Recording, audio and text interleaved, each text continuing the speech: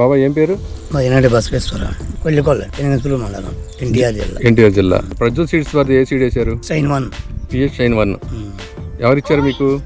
కొనకి ముక్కండి Gopikrishna speeds 6/12/2025. 25 ఎన్ని రోజులు అయింది మీరు పంట వేసింది? మేము పండేసి 3 నెలలు అవుతున్నాం. 3 నెలలు 90 రోజులు దాటిపోయింది. 90 రోజులు 90 రోజులు ఆగస్టులో వేశారు. ఆగస్టు అంతేనండి, సగం 16 తారీఖు లేదు సార్. బాబా ఎలా ఉంది మీకు? బాగుందండి. మీరే పిలిచారు కంపెనీ వాళ్ళని, అవును, నా పొలం షూట్ చేయండి అని పిలిచారు. బాగుందండి. బాగుంది.